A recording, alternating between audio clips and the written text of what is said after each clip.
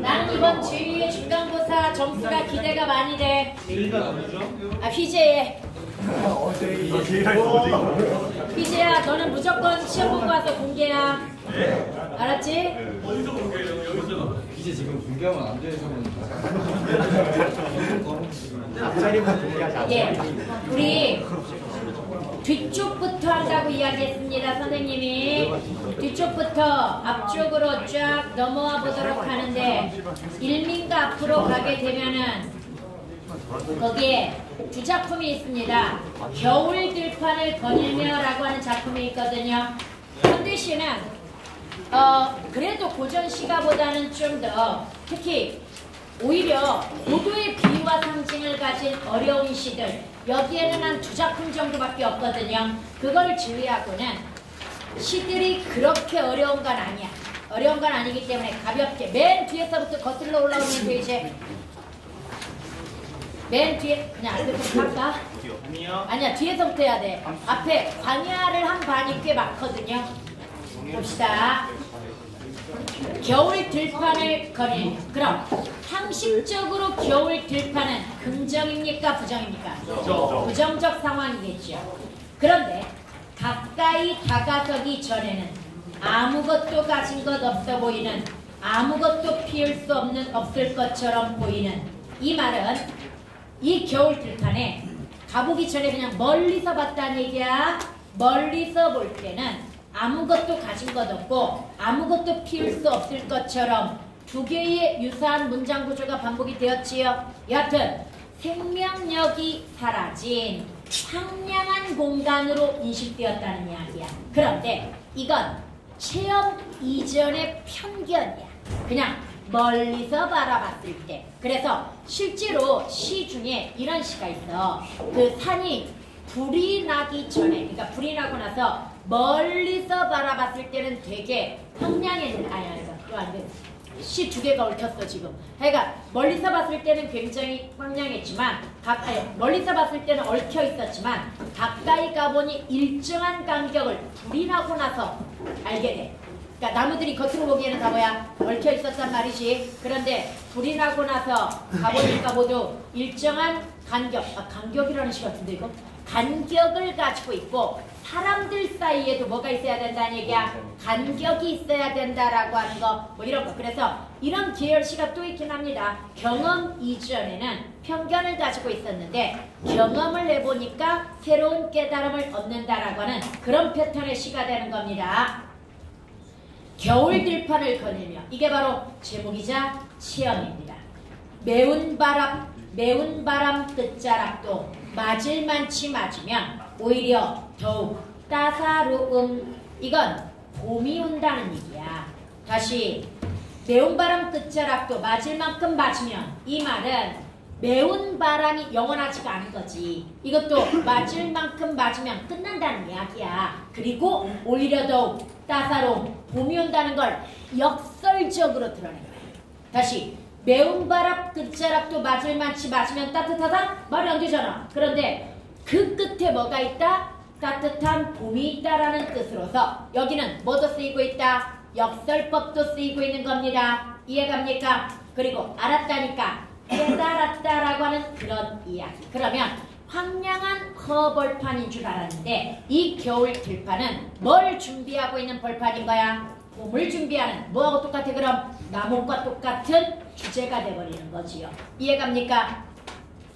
듬성듬성 아직은 덜 녹은 눈발이 땅의 품 안으로 녹아들기를 꿈꾸며 뒤척이고, 즉 아직은 덜 녹은 눈발이 있지만 이거 조만간 뭐 할 거야? 시간이 지나면 땅의 품 안으로 녹아들 거야. 이해갑니까? 그래서 이걸 꿈꾸며 뒤척인다. 이때 눈발이 꿈꾸며 뒤척인다고 했으니까 눈발을 또 뭐 했다고 볼 수 있어?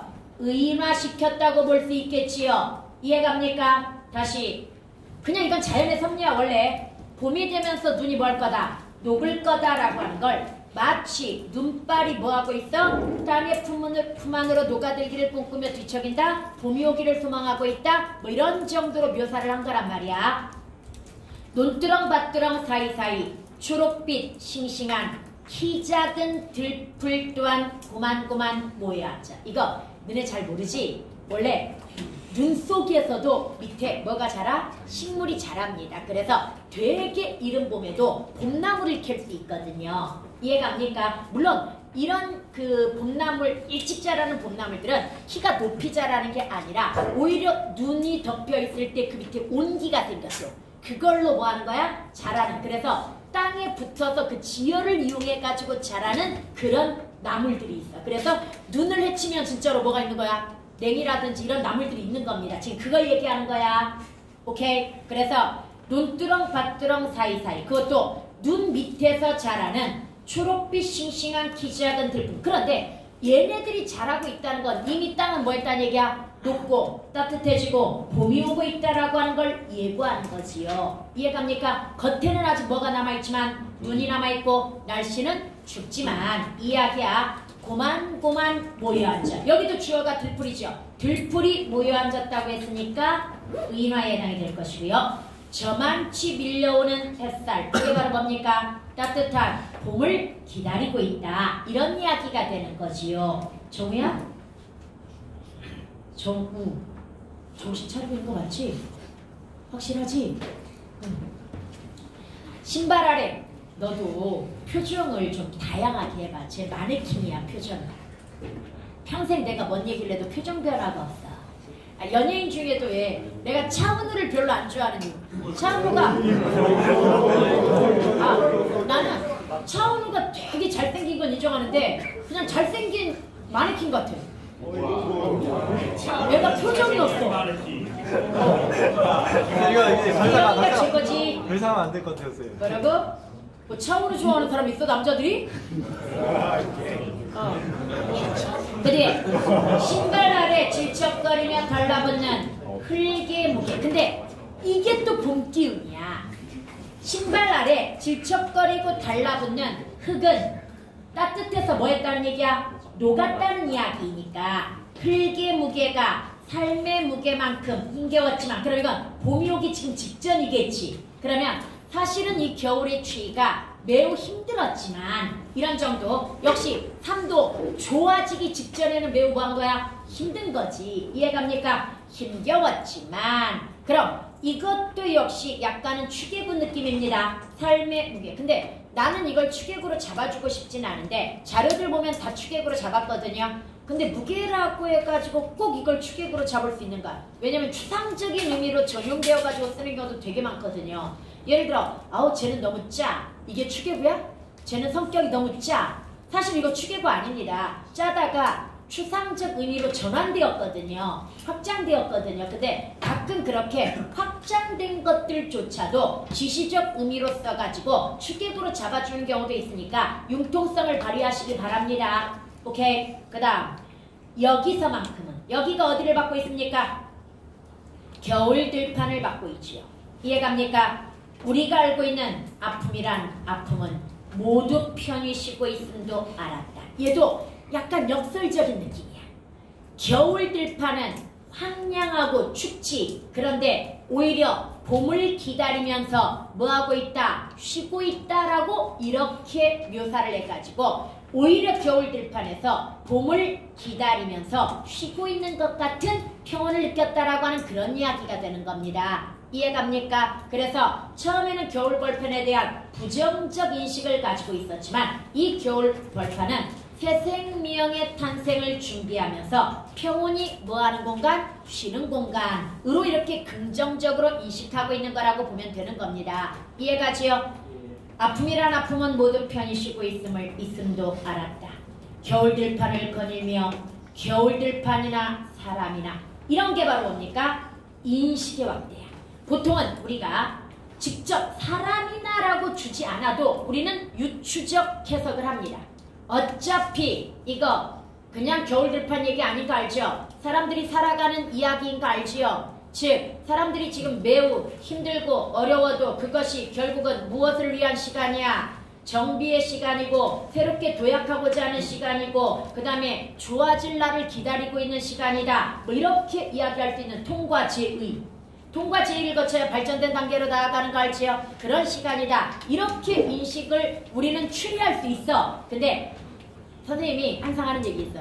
진짜 유명하고 좋은 시들은 이렇게 직접적으로 안 줘. 그냥 추리하게 만들거든요. 독자로 하여금 추리하게 만드는데 뭔가 좀 껄쩍지근하지 꼭 밑에다 아우 독자들 너무 어리석어가지고 이거 무슨 얘기인지 모를 거야. 사람 이야기야. 이러면서 확대시켜 줘버리는 경우 되게 많습니다. 그래서 여기도 보면 겨울 들판이나 사람이나 그래서 사람이나라고 해가지고 인식이 확대되고 있고요. 가까이 다가서지도 않으면서 즉 대상 파악을 위한 노력도 없으면서 아무것도 가진 것 없을 거라고 아무것도 키울 수 없을 거라고 이때 이건 무슨 얘기냐면 어떤 사람이 되게 배운 것도 없고 가진 것도 없어. 그래서 우리는 그런 사람을 별 볼 일 없는 사람이라고 뭐하기 일수야? 무시하기 일수야. 편견을 가지고 무시하기 일수이지만 미국의 되게 유명한 책 중에 내 마음에 잠든 거인을 깨워라 라고 하는 책이 있었거든요. 이건 이제 약간 뭐라 그럴까 자기계발서 계열의 책이긴 한데 선생님도 다 읽진 않았는데 맨 처음이 자기가 전용 제트기를 타고 공중을 날아가는데 문득 낯선 건물을 보게 되는 데에서 시작을 하거든요. 그 낯선 건물이 이 사람이 젊었을 때 보충 유리닦기 아르바이트를 하던 낯선 건물이야. 빌딩 건물이야. 그래서 옛날에 이 사람은 집도 가난하고 배운 것도 없어가지고 고층 빌딩 유리닦기였었단 말이야. 그런데 그 고층 빌딩 유리닦기를 하면서도 그 안, 빌딩 안의 사무실이나 사람들을 보면서 나도 언젠가는 노력하면 저런 사람이 될 수 있을 거라고 생각해가지고 주경야도 진짜 낮에 일하고 밤에 공부하고 뭐 이러면서 나중에 되게 훌륭한 사람이 되어가지고 엄청나게 돈도 많이 벌게 되고요. 그래서 전용 제트기까지 타고 다닐 정도. 그래서 그 책의 요지는 그거였어.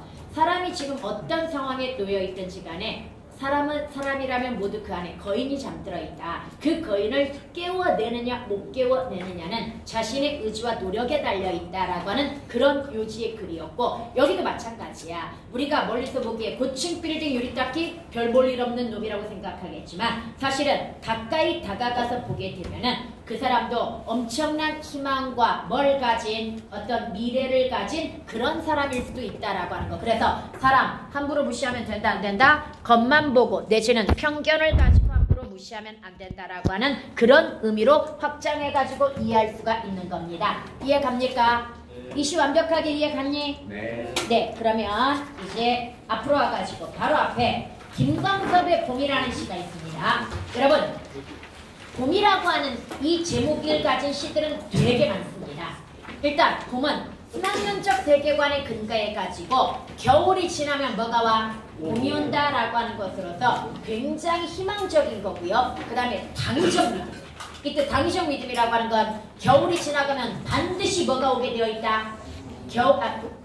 봄이 오게 되어 있고 그래서 우리는 이 겨울을 참고 견딜 수 있는 인고의 힘을 갖게 되는 거야. 희망이 근거가 되어가지고. 이해갑니까? 모든 믿음과 인고에는 뭐가 있어야 돼? 근거가 있어야 돼. 여러분들이 지금 이렇게 힘든 고등학교 시절을 참고 견디는 이유가 이때의 투자가 나의 80년을 뭐 할 거라는 거? 변화시킬 거라고 하는 믿음을 가지고 있기 때문에 참고 견딜 수 있는 것처럼.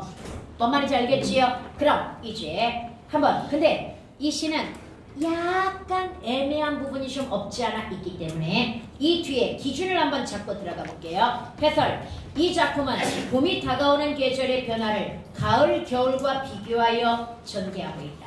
가을에 사라진 꽃들이 봄이 되어 다시 피어나고 겨울에 죽어있던 상태의 자연물이 봄이 되어 쥐의 모습을 찾아가는 생명력을 회복하는 봄의 모습을 그럼 순환론적 세계관에 근거한 자연의 섭리에 따라서 겨울이 지나면 뭐가 와? 봄이 오고 다시 죽었던 것들이 살아나고 그 다음에 떠났던 것들이 돌아오고 뭐 이럴 거라고 하는 거야.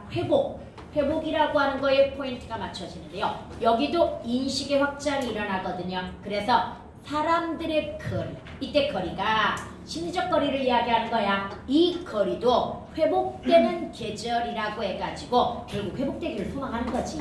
모든 죽었던 것들이 살아나고 모든 것들이 다시 돌아오듯이 멀어졌던 사람들의 거리도 회복되었으면 좋겠다라고 하는 이 소망을 이렇게 드러낸 것 같이 보입니다. 그래서 이제 보면은 뭐 해야 될 때 서로 만나고 화해하고 화합해야 될 때 마음이 녹아서 얼어붙었던 마음이 녹아서 죽어있던 마음이 살아나서 뭐 이런 정도의 의미라고 볼 수 있는데요. 비유적 표현을 사용하여 맛깔나게 표현하였고 겨울과 봄의 상태를 동일한 시어로 제시했지만 그 의미가 다름을 한번 읽어보도록 하자. 얼음을 등에 지고 가는 듯 봄은 멀다. 이때 사실 얼음을 등에 지고 가는 뜻이 무슨 뜻인가 애매하지만 보통은 얼음이 둥둥 떠내려가는 초봄 정도. 네가 안 본 게 어딨어. 초봄 정도. 뭔 말인지 알겠죠? 여기에서 초봄 정도라고 볼 수 있고요. 그러나 아직은 추워. 그래서 봄이 멀다라고 이야기합니다. 봄이 멀다. 먼저 든 햇빛, 개나리 보실보실 피어서. 그럼 아까 선생님이 이거 계절적 배경이 초봄이라고 이야기했지요. 그러니까 햇빛에는 온기가 담기고 그 다음에 개나리는 피어난 거야. 처음 노란빛에 정이 들었다. 아직은 얼음장이 있고 아직은 쌀쌀하지만 햇빛이 따뜻해지고 있고 개나리는 피어났고 그 노란 개나리를 보니까 정이 들었어. 이때 이 노랗다라고 하는 색채 이미지가 이 시는 중요합니다. 노랗다는 원래 따뜻함의 이미지도 드러내고 있고요. 생명력의 이미지도 드러내고 있습니다. 그래서 결국은 봄이 아직 멀었지만 개나리를 보니 이 노란 개나리를 보니 따뜻하고 생명력이 느껴지면서 곧 봄이 오겠구나 이렇게 생각했다라고 하는 그런 이야기가 되는 거야. 이해갑니까? 그 다음 차츰 지붕이 겨울짐을 부릴 때도 되었고 집 사이에 쌓은 울타리 여기 겨울짐, 울타리 모두 뭐다? 쌓인 눈을 이야기합니다. 그럼 지붕이 겨울짐을 부리다 집 사이에 쌓인 울타리를 허물다 전부 역시 의마인 건 알겠지요? 여하튼 뭐 할 때가 되었다? 눈이 녹을 때가 되었다 이런 이야기가 되겠고요. 사람들은 그 이야기를 가장 먼 데서부터 시작할 때도 온다. 이때 그 이야기는 봄에 대한 기대감이야. 곧 봄이 올 거야. 곧 따뜻해질 거야. 이걸 언제부터 한다는 얘기야? 가장 먼데, 즉 가장 힘겨운 시절 우리가 앞에서 배웠던 시로 따지면 절정일 때도 겨울은 무지개를 가지고 있다고 이야기하잖아. 아 이거 수정 하나 나중에 해주려고 그랬는데 지금 나온 김에 해줄게. 그 문제를 풀어보면 강철로 된 무지개라고 했을 때 이 강철을 긍정으로 해석하는 경우가 되게 많다. 꿈틀에도 없어. 긍정이었어. 그래서 너희들은 일단 긍정으로 더 봐. 알았지? 긍정, 부정 다 해석할 수는 있는데 선생님은 좀 부정 쪽에 더 힘을 실어줬지만 긍정적으로 어떤 단단한 의지를 가진 뭐 이런 정도로 해석을 하시기 바랍니다. 오케이? 네. 그 다음에 사람들이 그 이야기를 가장 먼 데서부터 시작할 때도 온다. 우리 원래 봄이라고 하는 또 다른 시가 있거든요. 거기에서도 봄은 온다. 기다림마저 잃었을 때에도 뭐 이런 식으로 이야기해. 즉 너무너무 현실이 힘들어가지고 고통스러울 때도 봄은 반드시 뭐 한다는 얘기야? 온다라고 하는 여기도 역시 그래서 당위적 믿음이라고 볼 수 있습니다.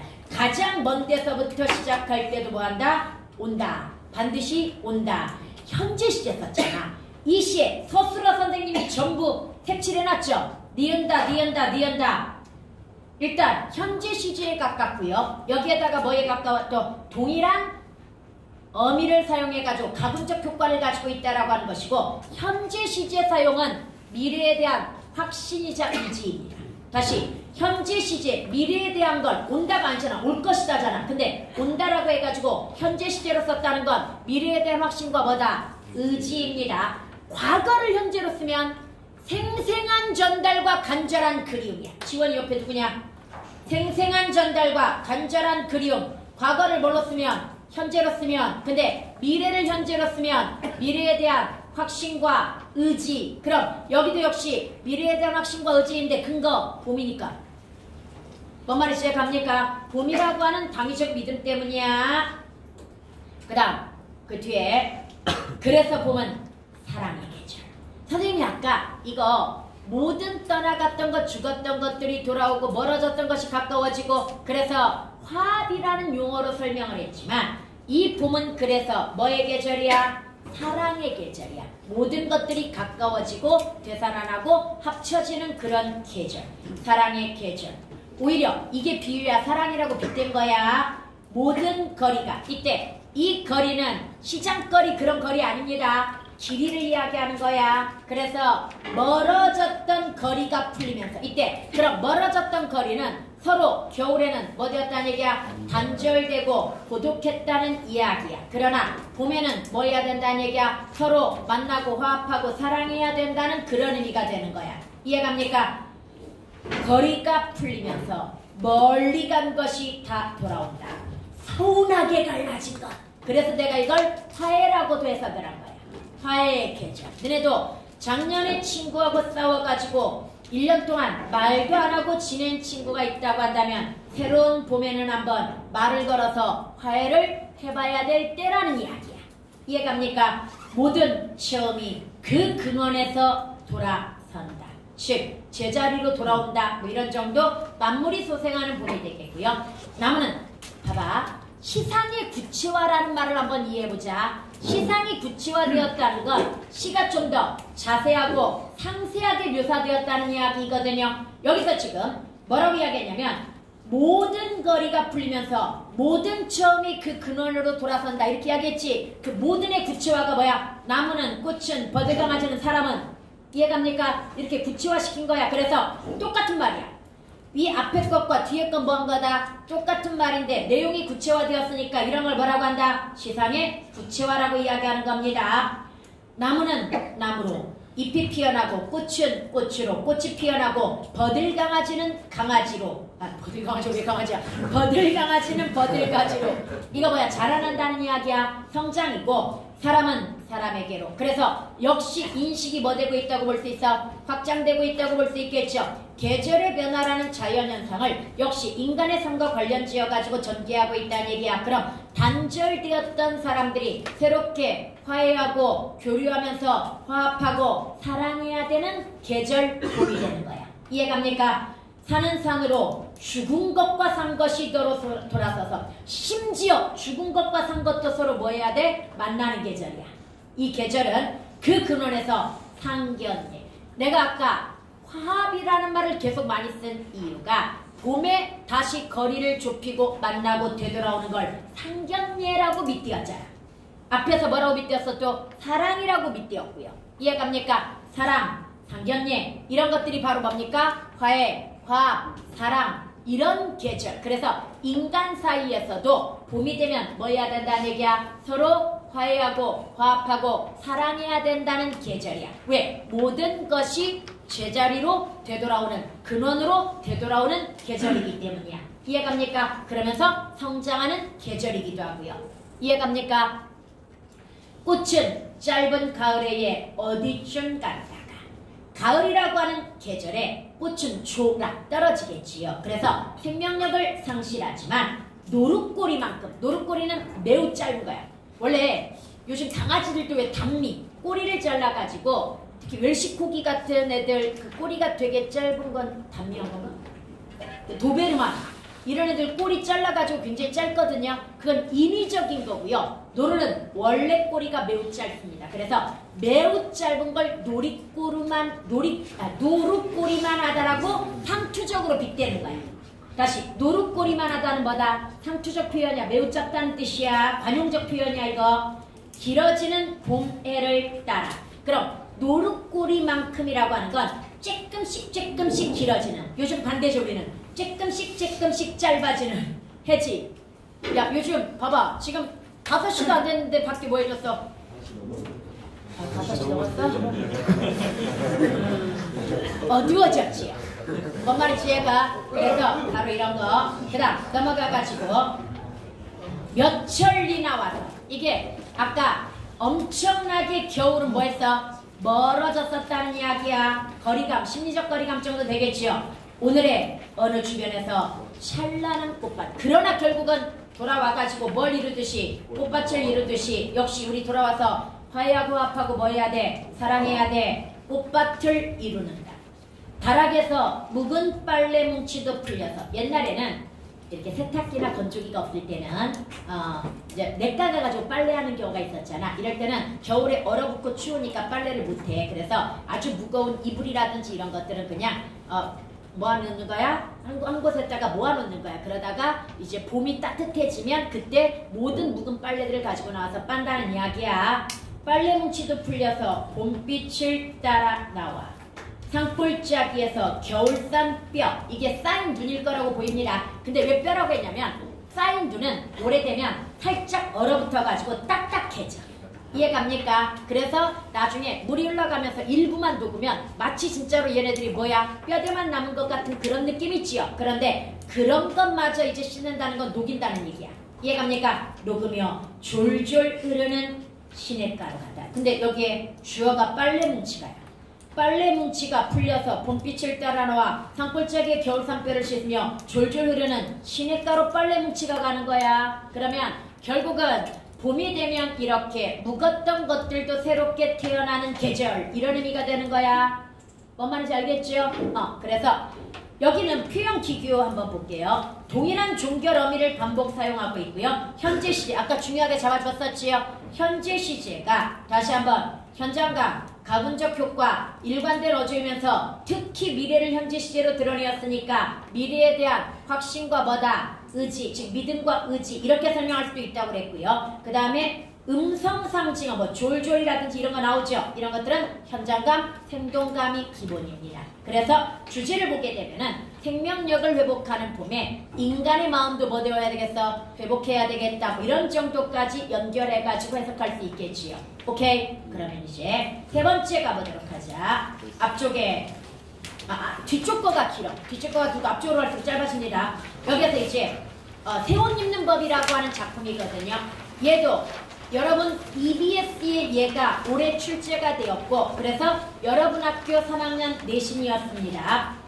새옷 입는 법은 삭막한 도시의 삶 속에서 낙관적인 자세로 새롭은 꽃 등 자연으로부터 배운 삶의 방식을 험난한 현실 속에서 실현하기를 희망.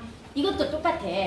꽃이 져. 그래서 우리는 좌절절망하지만 결국은 다시 또 뭐 한다는 거? 피어난다는 거. 그럼 인간도 삶의 팍팍함 속에서 죽음과 같은 고통을 경험하거나 좌절절망할 수도 있습니다. 그러나 꽃은 새로 피듯이 아침은 새로 오듯이 우리는 늘 뭐 해야 된다는 거? 또 새롭게 태어나가지고 열심히 살아가야 된다는 거. 근데 특히 이 사람이 받은 어떤 상처나 고통이나 좌절은 도시로부터 받은 삶이야.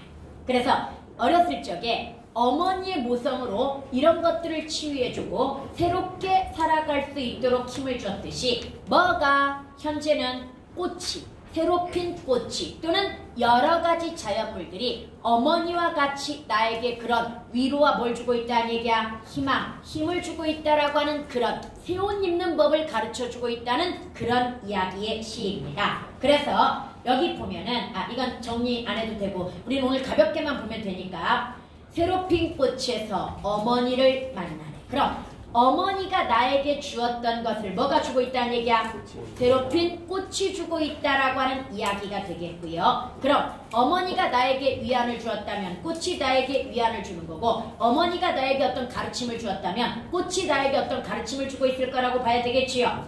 나에게는 어린아이가 많다네. 문제는 어떤 선생님이 이거 해석해놓은 거 봤더니 진짜로 나에게는 어린 자식들이 많다라고 해석을 했는데 근데 나에게 어린아이가 많다라고 하는 거 뭐 요즘 애를 많이 낳는 시대도 아니고 그냥 어린아이같이 아직은 나는 뭐야? 순수한 특히 어머니가 등장했기 때문에 어머니 앞에서만큼은 나는 뭐한 존재가 되는 거야? 순수한 존재가 된다라고 이야기할 수 있겠지요. 나는 아직 순수한 내면을 가지고 있다. 이 정도로 이해해야 됩니다.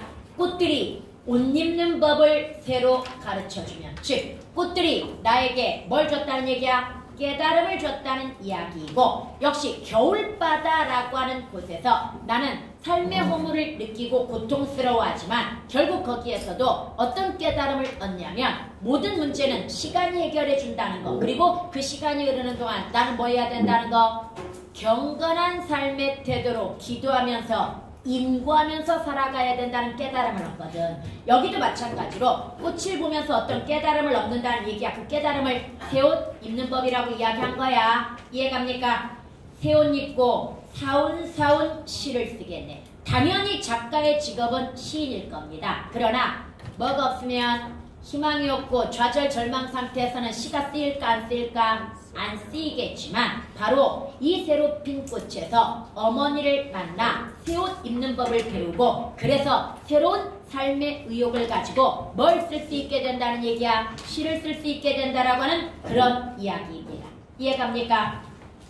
이 도시가 악어의 이빨로 가득해도 내가 현재 거처하고 있는 공간은 도시야. 그런데 이 도시적 삶이 나에게 뭐 한다는 얘기야? 상처를 준다는 이야기야. 이해갑니까? 악어 이빨로 가득해도 뭐 대표적으로 이야기하면 익명화, 비인간화, 물질화, 인간소외, 특히 뭐 댓글 같은 걸로도 상처받을 수 있고 작가다 보면 또 뭐 그럴 수도 있겠지요. 바로 이런 걸로 가득해도 이만하면 살만하다.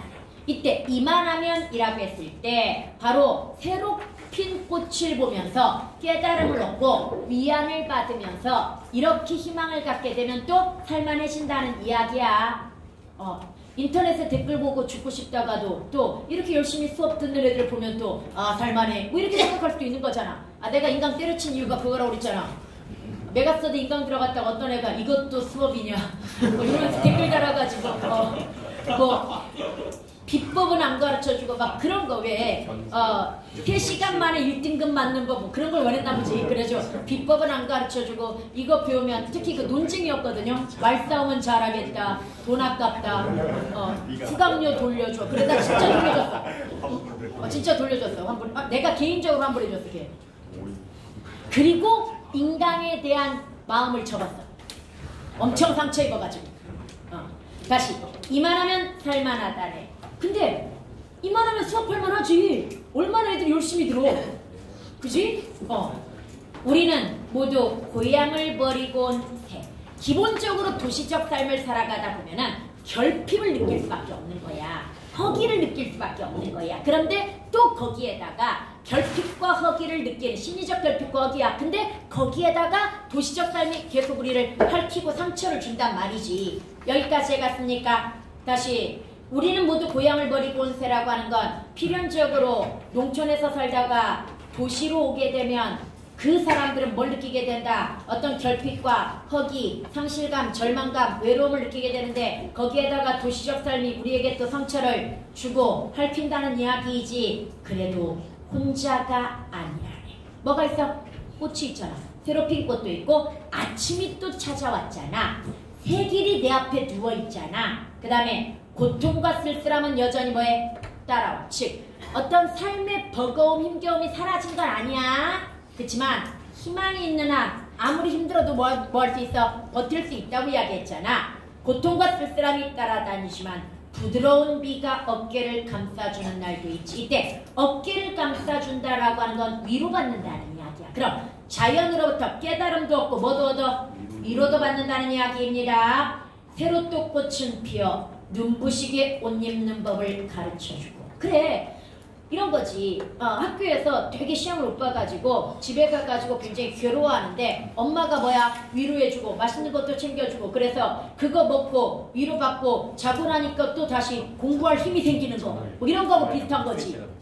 엄마는 집에 가죠. 오늘 위로받을 사람 많죠? 집에 가서 욕먹을 거라. 새로 또 꽃은 피어 눈부시게. 야 근데 너네 제발 엄마하고 싸우지 말아라. 내가 항상 가르치는 거 있지. 원칙은 심플해. 가장 오래 볼 사람한테 가장 잘해주기. 너네 현 시점에서 가장 오래 볼 사람이 누구야? 맞네. 근데 의외다. 나중에 형 결혼하면 1년에 한 번 보기 힘들다. 네, 보도록 합시다.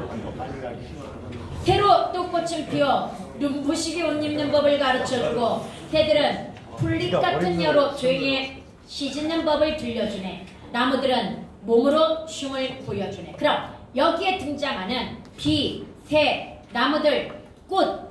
아이고 꽃은 동그라미 왜 안 쳤지? 꽃! 얘네들 전부 뭐에 해당이 된다? 위로와 깨달음을 주는 자연물들이 되겠지요. 그래서 힘겹지만 살아갈 수 있는 거지요. 오케이.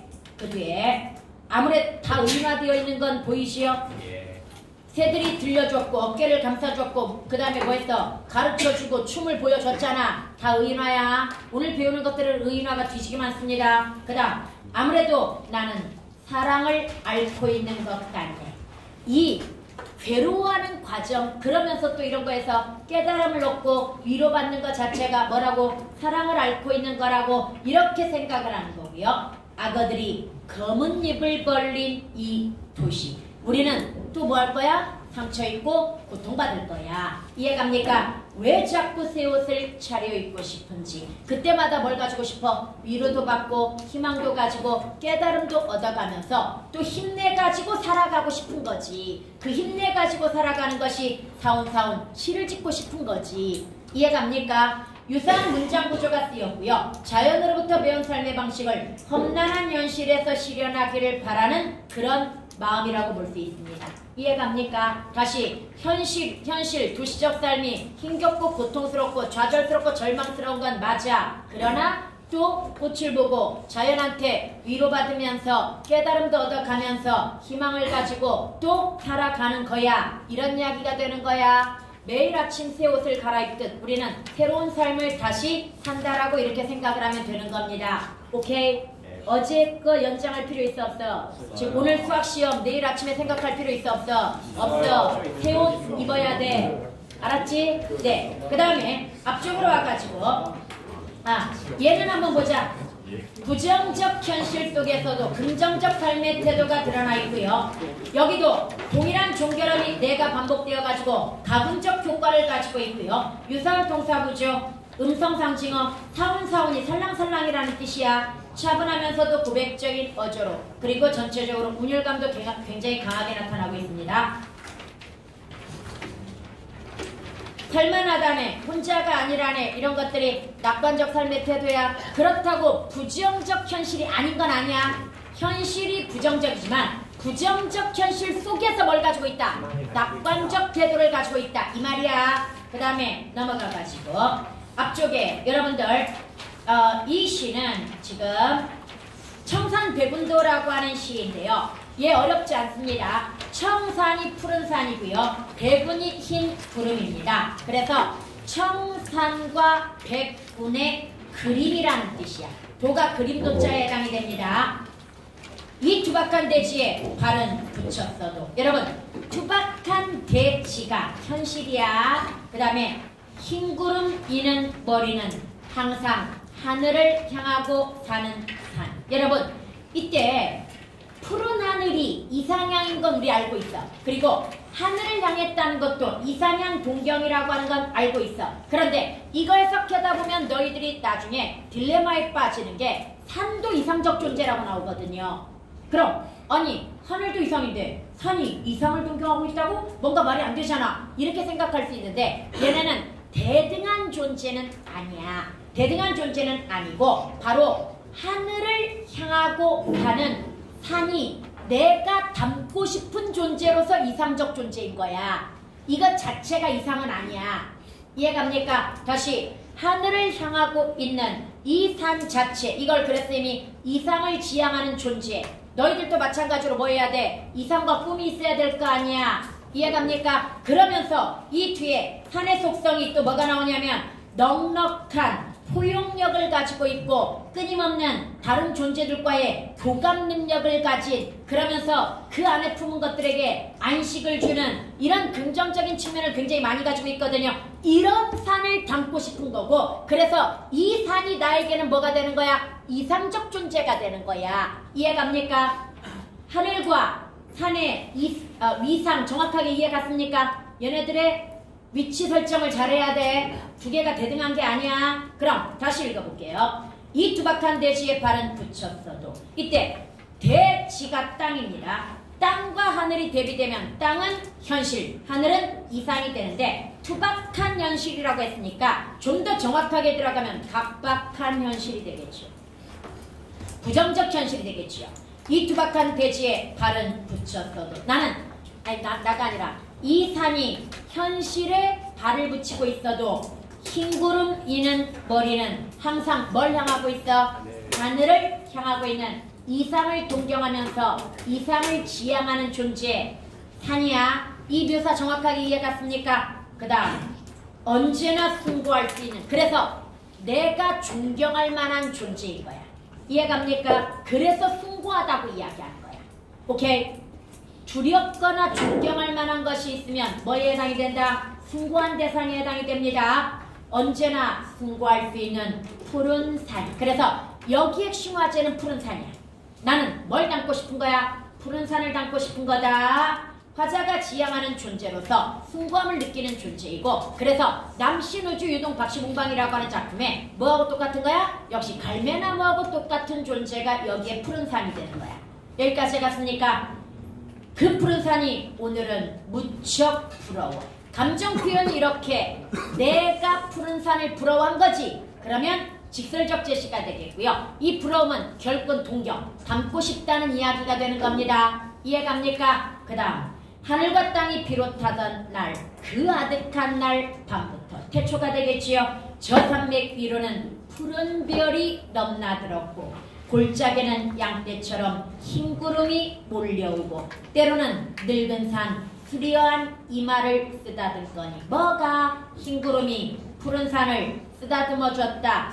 선생님의 관점에서는 이게 자연으로부터 위로받는 이미지 또는 푸른 별은 어떤 희망을 갖는 이미지. 그래서 이렇게 이상을 꿈꾸면서 희망을 가지고 자연으로부터 위로받으면서 뭘까 얘기야? 오랜 세월을 견뎌왔다. 저는 이 정도로 느꼈거든요. 그런데 푸른 별과 흰 구름을 여기에서 희망이나 뭐 이런 걸로 해석을 안 해. 그냥 얘네들은 자연으로서 자연과 교감하면서 라고만 해석을 합니다.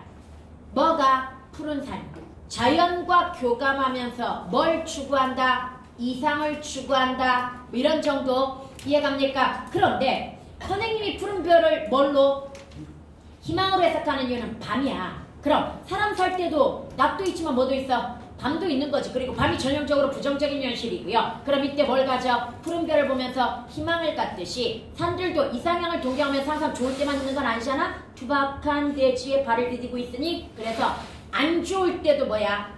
어떤 희망을 얻고 그리고 또 자연으로부터 위로받으면서 이상을 추구하는 뭐 이런 정도로 해석해도 저는 좋다고 봅니다. 이해갑니까? 여하튼 자연과 교감하면서로 퉁쳤어 여기를. 오케이? 그 다음 고산 식물들을 품에 안고 길러낸다는 너그러움. 원래 산의 기본 이미지가 포용력이야.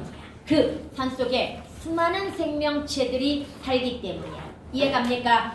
포용력을 가진, 그러면서 정초한 꽃그늘, 그늘이라고 하는 것이 부정이지만 나무 그늘이나 산 그늘은 휴식이 됩니다. 그래서 안식의 이미지가 됩니다. 이해갑니까? 자고 또이는 구름과 구름. 그럼 구름을 쉬게 해준다는 이야기이지. 그래서 이 산은 포용과 또 뭘 가지고 있어? 안식의 이미지를 가지고 있는 거야. 이상을 동경하는 존재이자 힘들 때는 희망과 위로를 얻으면서 또 한편으로는 그 안에 품고 있는 것들을 포용하고 안식을 주면서 뭐 이런 정도의 의미가 되겠지요. 이렇게 살아가는 산인 거야. 이해갑니까? 그 다음 내 몸이 가벼이 흰구름 되는 날. 그럼 이건 죽는 날이거든요. 그래서 죽어서라도 라고 쌤이 한번 해석을 해봤고요. 강 넘어 저 푸른 산 이마를 어루만지리. 그러니까 내가 푸른 산을 뭐하고 있어? 동경하고 있고 나 푸른 산처럼 살고 싶고 또 푸른 산과 어루만지다를 교감으로 해석한단 말이야. 지금 푸른 산과 교감하고 싶어, 가까이 하고 싶어 정도의 의미라고도 볼 수 있습니다. 이해갑니까? 그만큼 푸른 삶을 동경하고 뭐하고 싶다는 얘기야? 담고 싶다라고 하는 그런 의미가 되겠죠. 어떤 측면? 어려움 속에서도 이상을 추구한다거나 또는 포용력을 가지고 있다거나 남에게 안식처를 제공한다거나 뭐 이런 측면에서 모든 측면이 뭐야? 닮고 싶은 그런 존재가 되는 거지. 이해갑니까? 가까워지고 싶은 그런 존재가 되는 거지요. 해설 한번 볼게요. 해설 보면 이 시는 푸른 산의 모습을 묘사하여 화자가 추구하는 삶을 제시하고 있다. 다시 푸른 산의 모습이 곧 내가 지향하는 뭐의 자세인 거야? 삶의 자세가 되는 겁니다. 오케이? 흰구름과 푸른 산의 시각적 이미지가 색채 대비 안 잡아줘도 알아야 되겠지요. 조화를 이루며 화자가 지닌 희망과 이상을 잘 표현하고 있다. 푸른 산은 오랜 시간 동안 존재하며 하늘을 지향하고 푸른 별, 흰 구름과 교감하며 너그러움을 갖춘 존재로 화자가 숭고함을 느끼는 대상이다. 화자는 이러한 산을 예찬하며 자신이 구름이 되어 푸른 산을 어루만지고 싶다는 소망을 드러내고 있다. 이 정도까지만. 오케이. 그래서 주제 이상적 삶에 대한 동경. 이런 이상적 존재와 교감하고 싶은, 가까이 하고 싶은, 닮고 싶은 그러한 소망, 이렇게 이야기할 수 있는 겁니다. 오케이. 그 다음 앞으로 와가지고 여러분들 앞쪽에 오씨 왜 이렇게 빡빡 넘어가지? 네, 박람수의 소등. 이게 이제 딱 경곡점이야. 여기까지만 낯설고 뭐해? 조금 길어. 근데 이 시 되게 쉬워. 어떻게 되게 쉽냐면 아까 저기하고 똑같아. 세옷 입는 법하고 똑같아. 이 사람 현실적 삶이 뭐야? 되게 힘들지, 지치지. 그래서 쉽게 해가지고 너네 밤을 생각하자. 밤 11시쯤 되면 너희들의 생명력은 뭘로 가? 그러니까 배터리는 0에 가까이 가죠. 여러분의 핸드폰이 0에 가까이 가고 나의 배터리도 뭐해? 0에 가까이 가듯이. 그런데 잠을 통해서 그 배터리의 에너지를 뭐 하는 거야? 충전하는 거지요. 여기는 바로 불을 끄고 잠을 자는 시간이 그 생명력을 충전하는, 특히 뭘 통해서? 꿈을 통해서. 이해갑니까? 충전하는 시간이라고 하는 그런 의미. 그래서 결론, 잘 자자 이거야. 불 끄고 잘 자자. 불 켜놓고 자지 마세요. 불 끄고 푹 잘 자자. 그래서 에너지 만땅으로 채워가지고 아침에 일어나자. 뭐 이런 얘기야 이건. 어려운 거 아닙니다. 가볍게 읽어볼게요. 나는 소등이라는 말 자체가 불을 끄다라는 뜻인 거 알지요? 나는 불을 끈다. 꿈꾸는 시간을 위해 나는 불을 끈다. 생명력을 얻는 시간이야. 꿈꾸는 시간이 메마른 껍질로 둘러싼 현실의 울타리 안에는 한 포기 풀도 자라지 못하는 가뭄의들이 있고. 그러면 결국 현실은 너무나 힘겨웠다는 얘기야. 특히 생명력이 상실된 삭막한 불모지의 모습으로 형상화되어 있습니다. 그래서 결국 현실의 팍팍한 삶이 나의 생명력, 에너지를 뭐하고 있는 거야? 고갈시키고 있는 거지. 이해갑니까? 여기에서 메마른 껍질로 둘러진 현실의 울타리, 그 다음에 풀 한 폭이 자라지 못하는 가뭄의 뜰. 여기도 역시 현실이 추상적 개념인데 이걸 메마른 껍질로 둘러진 울타리라고 해가지고 뭐가 됩니까? 추계구가 들어갔고 전체적으로 비유라고 봐도 됩니다. 오케이? 불모의 뜰에는 바로 여기야. 이게 계속 현실을 받고 있는 거야. 뿌리도 타는 목마름과 비틀어진 가지의 마른 나뭇잎들이 보스라지고 있다. 즉, 이 뿌리는 나의 내면 상태인데 이 내면 상태가 생명력을 뭐하고 있다는 얘기야? 상실하고 있다. 나를 나무 정도에 빗대어가지고 뿌리마저도 뭐야? 타는 목마름을 가지고 있어. 이미 가지는 비틀어졌어. 나뭇잎은 말라서 보스라졌어. 이 말이 되는 거야. 생명력을 거의 상실했다는 얘기가 거의 고목의 상태지. 그래서 이 상태에서 나는 불을 끈다. 꿈꾸는 시간을 위하여 나는 불을 끈다. 즉 부정적 현실에서 벗어나 뭐가 있어야 돼? 생명력을 회복하는 시간을 갖기 위해서야. 충전하는 시간이 있어야 돼. 오케이? 그 다음 어제 그래서 얘가 말썽을 부렸나 봐. 밤에 새벽 한 3시쯤 되니까 얘가 자꾸 이상한 왜 글씨도 잘 안 써지고 그 다음에 얘 배터리가 닳아가지고 얘를 꽂고 있거든. 그랬더니 되게 애플패드가 뜨거워지고 막 이런 현상이 나타난단 말이지. 아 제발 충전하는 시간은 쉬게 해줘, 꿈꾸게 해줘, 이거였던 것 같아. 애플패드가. 근데 그 충전하는 시간마저 내가 일을 시켰으니 애가 얼마나 짜증이 났을 거야. 그래서 이상한 현상이 나타났던 것 같아. 아 글씨가 잘 안 써지고 자꾸 번지고 그랬거든. 지금도 그렇잖아. 아 지금은 아니야. 5시간 정도는 얘 거뜬히 버텨. 걱정 마. 불을 끈 시간의 끝에서 가뭄의 마른 현실의 시체. 이것도 역시 가뭄의 마른 현실의 시체가 뭘 의미하는 거야? 생명력을 상실한 현재 나의 모습을 의미하는 거야. 이해갑니까? 거기에 꽃이 달리는 건 생명력이 회복되기를 바라는 거야. 오케이? 찬란한 화제를 위해 지피는 불길은 거인처럼 치솟아 꿈속을 밝힌다. 이건 소등하는 대신 꿈속에서 뭐가 켜지는 거야? 불이 켜지는 거야. 뭘 피우기 위해서? 꽃을 피우기 위해서.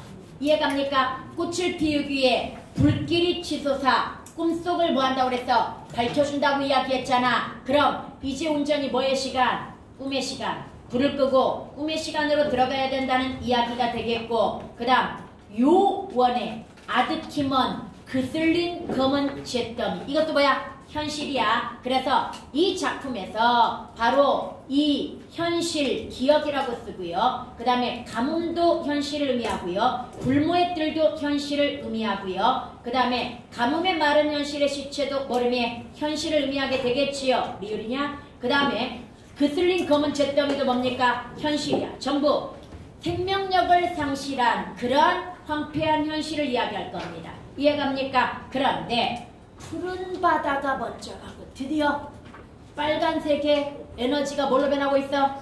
푸른색으로 변해가지고 쭉쭉 올라오고 있다는 얘기야. 생명력이 회복되는 걸 어떻게 묘사했어? 푸른 바다가 번쩍하고 싱그러운 냄새가 뿜어 후각적으로 드러냈지요. 그래서 3월의 뜰, 원래 3월이라고 하는 시간 자체가 봄으로서 만물이 뭐하는 계절이야? 소생하고 생명력이 회복되는 계절이잖아. 이해갑니까? 3월의 뜰을 만드는 3월의 사상을 위하여, 즉 생명력 있는 세계, 이게 꿈속인단 말이야. 다시 꿈속 묘사가 두 가지로 나타납니다. 이에서 첫 번째는 가뭄의 마른 현실의 시체 위에 불길이 꿈속을 밝혀서 꽃을 달리게 한다, 이런 의미로 나타나 있고요. 그 다음 두 번째는 그슬린 검은 잿더미 위에서 푸른 바다가 번져가고, 이게 바로 생명력이 확산되고 그 다음에 회복되는 걸 시각적이고 후각적으로 드러낸 거야. 후각은 싱그러운 냄새가 뿜었다고 이야기하잖아. 이해갑니까? 다시 생명력이 회복되는 과정을 시각 플러스 뭘로 드러낸 거다? 후각으로 드러낸 거야. 특히 앞쪽에 불길은 시각으로 드러낸 거야. 이해가지요? 그래서 생명력이 충전되는, 그러니까 우리가 뭐가 푸른색의 게이지가 뚝뚝뚝 올라가는 걸 이렇게 형상화했다고 생각하면 됩니다. 오케이? 그 다음 나는 불을 끈다. 꿈꾸는 시간을 위해 나는 지하층계를 딛고 내려간다. 조심! 우리가 보통 하강 이미지는 무조건 부정이라고 생각하기 쉬운데 이건 긍정이야 부정이야? 긍정입니다. 잠에 빠져드는 시간의 흐름을, 얘도 그냥 잠에 빠져드는 거란 말이야. 그런데 마치 이걸 지하층계를 딛고 내려가는 걸로 구체적으로 뭐 되었습니까? 형상화했습니다. 이해갑니까? 잠에 빠져드는 걸 공간감이라고 이걸 공간감으로 형상화했다라고 하는 거. 그러면서 생명력 회복에 대한 바람대지, 왜? 내려간다가 또 의지적 태도거든요. 그 다음에 가는 물줄기는 어느새 맷뿌리를 받고 질척질척 땅을 적시고 있다. 이것도 생명력이 회복되는 걸 시각적으로 드러낸 거야. 이해갑니까? 생명력이 회복되는 걸 뭐가? 땅이 아까 메마른 땅이 부정이었잖아. 그럼 물에 적셔지는 땅은 뭐야? 긍정이 되는 거지. 생명력이 회복되고 있고요. 마른 뿌리는 가는 물줄기의 주둥이를 받고 지금 목을 축이고 있다. 그럼 점점 뭐 할 거야? 이제 줄기로 잎으로 올라올 거야. 그래서 모든 나무 전체가 생명력이 넘쳐날 거고, 그래서 드디어 꽃을 피울 거야. 이런 이야기가 되는 거야. 그래서 황폐한 현실 속, 생명력이 메말라가는 황폐한 현실 속에서 이렇게 저녁에 불을 끄고 잠자는 시간, 꿈을 통해 생명력을 회복했으면 좋겠다라고 하는 소망을 드러내고 있는 그런 시라고 보면 되는 겁니다. 여기까지 해갔습니까? 얘는 안 읽어줘도 되겠지? 네, 그 다음에 앞으로 와가지고 여러분 여기에서 얘도 박두진의 낙엽송이라고 하는, 선덕이야. 우리 선수들끼리 왜 이래? 뭐 이 정도에 지치고 지랄이셔도 5시에 끝났나? 아니요 6시. 내가 말 잘못했어. 예. 어디로 가자. 여러분 낙엽송이라고 하는 건 낙엽을 뭐하다? 뭐 노래한다 뭐 이런 정도로 이해해가지고 접근하면, 아니지 소나무네. 소리. 아 나 착각했어. 한자가 소나무인데? 그러면 소나무의 낙엽이네. 오케이? 아 나 한자 안 보고 지금까지 낙엽을 노래하다 이 뜻인 줄 알았어. 소리. 계절의 변화라는, 조용히. 계절의 변화라는 자연의 질서에 따라 죽음 탄생 성장을 반복하는 생명의 모습을 보하고 있다. 표현하고 있다. 가지마다 파란 하늘을 받들었다. 여러분 노란색으로 밑줄 쳐는 거 받들었다, 곱다, 사랑없다, 소홀설 표준어가 아니죠. 시적 허용이죠. 다시 이건 시적 허용을 통해서 어감을 좀 더 강조하거나 좀 더 부드럽게 만들거나 이런 우리가 몰아넣기까지는이라고 하는 작품에서도 뭐가 나왔었습니까? 김영랑이 언어의 조탁을 통해 가지고 좀 더 부드럽고 섬세한 어조를 만들었다고 이야기했죠. 그거하고 비슷한 케이스입니다. 이해갑니까? 가지마다 파란 하늘을 받들었다. 파란 새순이 꽃보다 곱다. 그런데 얘는 특이하게도 얘는 소망이야. 다시 얘는 화자가 뭐하는 거다? 소망하는 거가 먼저 나왔어. 소망하는 게 먼저 나왔고요. 청송이래도 푸른 소나무래도 가을 되면, 가을은 조락의 계절입니다. 홀홀 낙엽이 진다 하였느니 소나무도 가을에는 뭐가 지는 법이야? 낙엽이 지는 법이야. 잎이 떨어지고 죽어 지내는 계절이야. 이해갑니까? 봄마다 새로 젊은 자랑. 이게 바로 뭐야? 새순이야. 그러나 가을에 낙엽이 떨어져도 봄만 되면 여지없이 뭐하더라? 봄마다 새로 젊은 자랑. 즉 새순이 돋아가지고 사랑스럽더라. 이런 이야기가 되는 거야. 낮에 햇볕 있고 밤에 별이 솔솔 내리는 이슬을 마시면서 성장을 위한 과정이라고 볼 수 있고요. 파란 새순이 여름으로 자란다라고 하는 건 얘는 단순히 겨울과 봄만 드러낸 게 아니라 가을, 겨울, 겨울은 여기에서 표면화되지 않았지만 겨울의 과정을 거쳐가지고 봄에 뭐가 새순이 자라고 이 새순이 여름이 되면서 완전히 푸르게 뭐하기를 바라는 거야? 우거지기를 바라는 거고요. 여러분 녹음이 우거지는 걸 긍정적으로 해석하면 왕성한 생명력이야.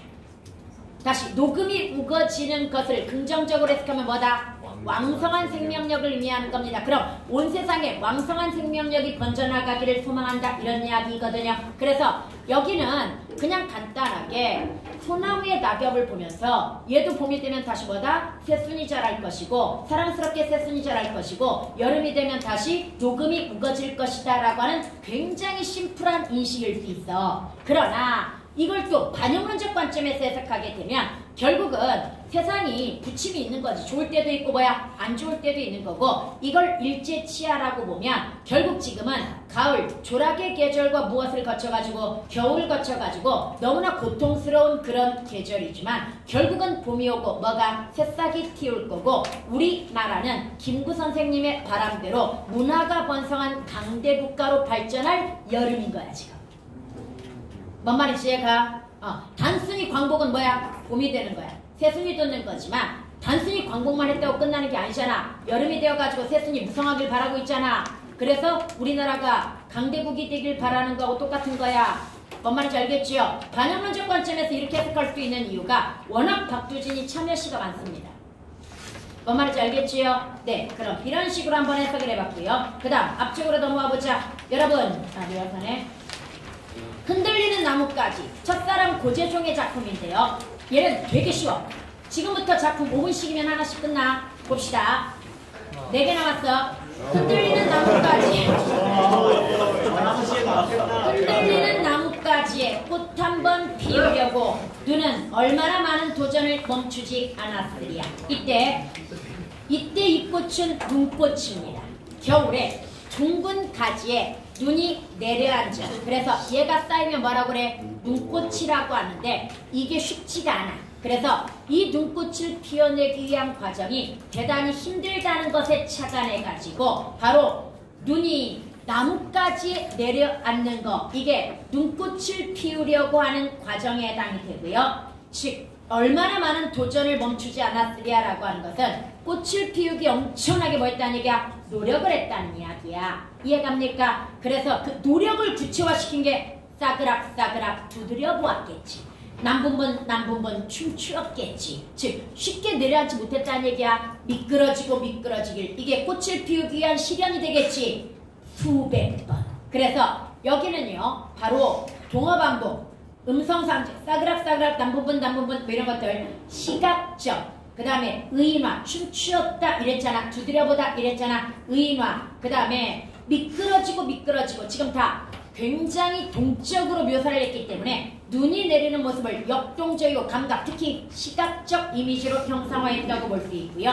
여하튼 꽃을 피우기 쉽다 어렵다, 눈꽃을 피우기가 어렵다라고 하는 걸 구체화시켜가지고 묘사를 했고요. 그런데 문제는 그 꽃을 피워도 문제야. 바람 한 자락 불면 휙 날아갈 사람. 이 사람은 쉽게 끝날 사람이야. 그럼 여기에서 눈꽃을 피우는 것이 인간으로 유추가 되면은 결국은 인간의 첫사랑을 얘기합니다. 첫사랑은 쉽지가 않아. 그리고 오래가지도 않아. 이게 문제인 거죠. 그러나 햇솜 같은 마음이죠. 가장 순수한 마음이. 너네가 20대 후반이나 30대 초반에 하는 사랑은 순수할 수가 없습니다. 여러 가지를 계산해야 됩니다. 그러나 지금 하는 사람은 그냥 마음 가는 대로잖아. 다른 조건 따져 안 따져? 안 따지자. 얼굴 따지나? 하여간 조건 거의 안 따지고 마음 가는 대로란 말이야. 순수한 마음인 거지. 여기까지 해갔습니까? 햇솜 같은 마음을 다 퍼부어준 다음, 그래서 첫사랑은 굉장히 순수하고 헌신적이다라는 이야기야. 무언가 대가를 바라거나 조건을 따지지 않는다는 이야기야. 그런데 첫사랑은 이루기도 어렵지만 오래가기도 쉽지 않아. 뭔 말인지 알겠죠?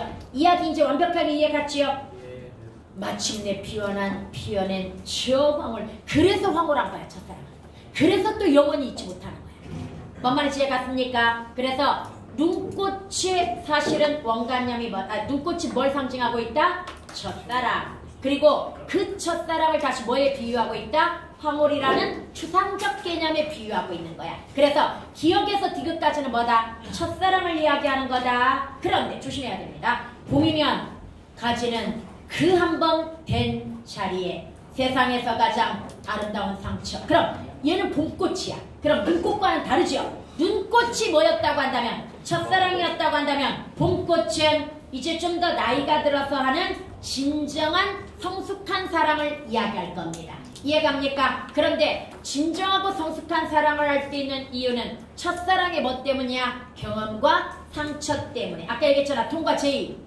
시련과 고통의 과정을 거쳐서 보다 발전된 단계로 나아간다. 성장이야 이게. 이해갑니까? 그래서 결국 한 번 된 자리라고 하는 건 첫사랑의 상처를 딛고 더욱더 성숙하고 진정한 사랑을 하게 된다. 그래서 이걸 또 아름다운 상처라고 역설법을 써가지고 묘사해낸 겁니다. 여기까지 해갔습니까? 고제 중에 왜 제목이 첫사랑인지 알겠지요? 아마 화자는 눈꽃이 내려앉는데 가지에 쌓이지 못하고 계속 미끄러지는 걸 보면서 인간의 첫사랑을 연상했을 거야. 그래서 이 시를 지었을 가능성이 높습니다. 오케이? 그 다음에 앞으로 와가지고 춘설이라고 하는 시입니다. 얘는 조심하라고 그랬죠? 공감각적 이미지. 먼저 색깔 주황색으로 칠해낸 것부터 볼게요. 먼 산이 이마에 차라. 먼 산을 봤어. 그런데 이게 차다고 그랬어. 그럼 시각적 이미지를 뭘로 드러내었다? 촉각. 그 다음에 B. 서늘없고 빛난 이마바지하다. 이것도 역시 뭐야? 빛난 걸 봤어. 그런데 내 이마가 서늘하게 느껴졌어. 이거야. 이해갑니까? 시각의 촉각화가 되겠고요. C. 흰 옷고름절로 향기로워라. 이때 흰 옷고름은 시각이야. 그런데 이게 향기롭게 느껴졌대잖아. 진짜 향기가 있는 건 아니야. 이해갑니까? 그래서 시각의 후각화에 의한 공감각인데요. 이 사람이 작가가 뭐이다 보니까 이미지즘 계열이다 보니까 이런 공감각적 이미지라든지 추계구라든지 이런 구체적인 어떤 형상화가 굉장히 강한, 나중에 회화적 이미지라는 말까지 나오는 거야. 그래서 이제 보도록 하자. 춘설은 봄에 내리는 눈입니다. 그러면 아직은 이른 봄이겠지요. 그래서 아직 추위는 가시지 않았지만 그래도 뭐인 거야? 봄인 거지요. 이때 내리는 눈을 보는 거야. 문 열자 선뜻. 느낌표 있으니까 얘는 품사로는 감탄사가 되겠지요. 선뜻 살짝 추웠다 뭐 이런 정도의 감탄사라고 볼 수 있고요. 먼 산이 이마에 차라. 우수절. 봄이야. 이건 봄인데 바로 초하루 아침. 새삼스레 뭐가 왔어? 눈이 온 거지. 계절에 맞지 않게 봄에 뭐가 왔다? 눈이 왔다. 즉 겨울과 그 다음에 봄에 경계, 얼음 뭐 이 정도가 되겠지요. 그래서 아니다. 봄인데 눈이 왔다가 더 맞다 이건. 경계라고 생각하지 말고 그냥 봄인데 뭐가 왔다? 눈이 왔다. 즉 돌아가던 겨울이 되돌아와서 깽판 쳤다. 뭐 이 느낌이야. 오케이? 새삼스레 눈이 덮인 맷뿌리 꽃봉우리야 서늘없고 빛난 이마바지하다.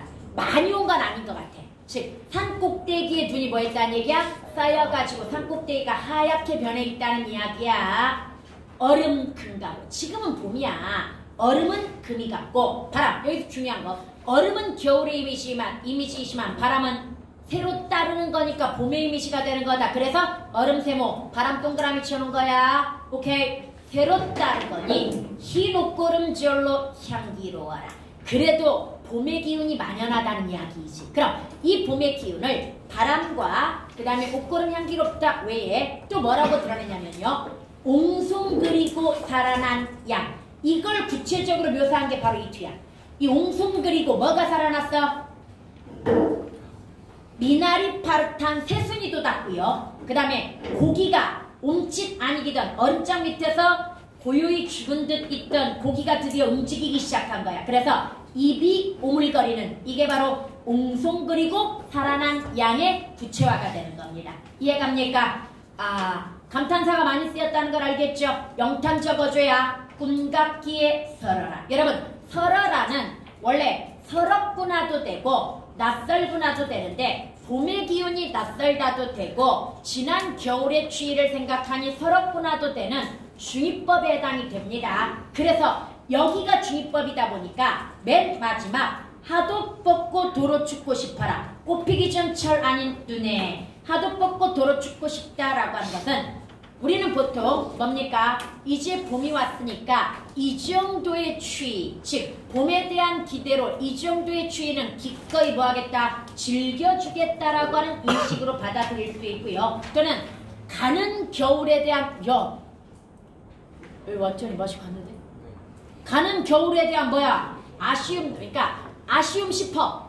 그 다음에 봄이 오는 봄에 대한 설렘 부시퍼 이걸 하도 뻗고 도로 춥고 싶어라 이렇게 설명했다고 보면 되는 거고요. 얘도 해설 조금만 읽어줄게요. 춘설은 만물을 생동하게 하는 봄의 기운을 눈을 통해 노래한 시이다. 시인은 이른 봄에 눈이 내린 풍경을 묘사하면서 때 아니게 내린 눈이 봄이 오는 것을 미리 알리는 눈이라 인식하는 참신한 발상을 통해 봄을 맞이하는 감회 쪽에 더 힘을 실어야 돼. 이해갑니까? 특히 눈이 내리게 하는 차가운 기운 속에 서린 봄의 기운을 새순 돋는 미나리, 움직이지 않던 고기가 입을 오물거리는 것과 같은 감각적, 특히 동적 이미지로 드러내고 있고요. 그 다음에 마지막에 하도 뻗고 도로 춥고 싶다를 이중적 감정을 역설적 표현을 통해 이랬거든요. 이중적 감정은 뭡니까? 겨울이 가는 아쉬움 싶어. 그 다음에 봄이 오는 기대와 설렘 90%. 그래서 이걸 하도 뻗고 도로 춥고 싶구나라고 하는 말도 안 되는 표현으로 드러내었다. 이렇게 이야기하 말도 안 되는 표현 역설법이잖아.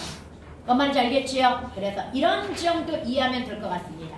이건 왜 이걸 가져왔냐면 이거 여러분 문학교과서에 나오는 거야.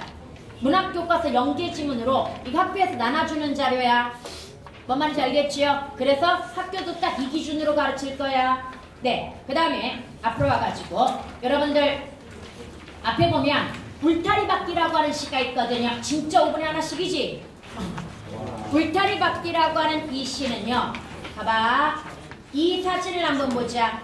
울타리에 꽃이 피어 있는데 옛날에는요. 집이 담보다는 이렇게 나무라든지 행자나무라든지 아니면 꽃 같은 걸로 집에 뭘 만드는 경우가 많아? 울타리를 만드는 경우가 많습니다. 그래서 꽃 자체가 울타리가 되는 경우도 있고요. 또는 꽃을 심는데 안쪽에다 심지 않고 울타리 바깥쪽에다 심는 거야. 그러면 왠지 울타리는 단절의 느낌이잖아. 단절 분리의 느낌인데 비해서 이 꽃은 안에 있는 사람도 보고 바깥에 있는 사람도 보면서 결국은 같이 보는 공동체적 삶의 이미지가 더 강해집니다. 여기까지 해갔습니까? 이 제목의 이미지부터 쌤이 한번 본 거야. 그래서 울타리, 경계, 구분, 단절이고 울타리 아니 인간이고 울타리 밖이 자연이라면 만약에 그냥 울타리만 있다면 뭐다? 단절이야. 그런데 그 가운데 뭐가 심어져 있어? 꽃이 심어져 있다라고 하는 걸 통해서 결국 이 꽃은 안과 밖을 이어주는 매개물이고 그래서 자연과 인간이 조화된 이상적 공간이 되었다라고 하는 거. 뭔 말인지 제가 이게 바로 뭐야? 고향의 이미지야. 어린 시절. 순수한 삶, 평화로운 삶, 유년 시절 고향에 대한 뭐가 되는 거야? 회상이겠지 이건. 그래서 그리움이 되는 거고요. 그러면 한번 읽어보도록 할게요. 머리가 마늘쪽같이 생긴 고향의 소녀와 한여름을 알몸으로 사는 고향의 소년과 그러면 결론적으로 어렸을 적에 기억나는 기억의 펼린 조각이야 지금. 순수하고 평화로웠던 어린 시절의 모습을 뭐하고 있는 거야? 형상화시키고 있는 거야 지금. 여기에 가치. 이 가치라고 하는 부사가 되게 중요합니다. 가치. 낯이 서러도 사랑스러운 들길이 있다. 이때 낯이 서러도 사랑스럽다도 역설에 가깝다고 볼 수 있겠지요. 그리고 들길이 있다. 문제는 소년, 소녀, 그러니까 소녀, 소년 얘네들은 와과로 대등접속인 거 알지? 그런데 들길도 대등해졌어. 왜? 가치라는 부사를 써가지고.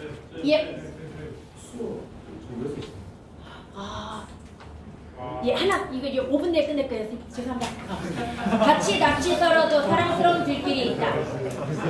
그 길에 아지랑이가 피듯 그 다음에 태양이 타듯 제비가 날듯 이것도 다 뭐야? 자연에 해당이 되지요. 길을 따라 물이 흐르듯 그렇게 그럼 이건 뭐와 조화된 모습이야? 자연과 조화된 모습이 되겠고요. 천연. 여러분 이 부사 하나를 뭘로 설정했어? 하나의 연으로 설정했다는 건 여기에 시상이 집약되어 있다는 얘기야. 그럼 천연이가 무슨 뜻이냐? 꾸밈없는 있는 그대로라는 뜻이거든요. 그럼 옛날 고향 풍경은 꾸밈없이 있는 그대로 자연과 조화된 아름다움을 가지고 있는 그런 동네였다는 이야기야. 이해갑니까? 울타리 밖에도 화초를 심는 마을이 있다. 즉 아까 자연과 뭐가 하나가 돼버린 인간이 하나가 돼버린 그래서 오래오래 장광이 부신 마을이 있다. 밤이면 더 많이 별이 뜨는 마을이 있다라고 해가지고 그냥 자연과 교감하면서 자연과 벗삼아 조화를 이루며 살아갔던 평화로웠던 시절의 고향 이미지를 뭘로 드러내고 있다? 울타리 밖이라고 하는 특히 울타리 밖에 심어진 화초를 통해서 드러내고 있다. 이런 정도 이해하면 되겠지요? 광야는 광야 됐으니까. 하기도 했고 그 다음에 동영상도 있어 얘는. 내일 마저 광야는 동영상을 올려주도록 할게요. 여기까지 고생하셨습니다. 5시간 동안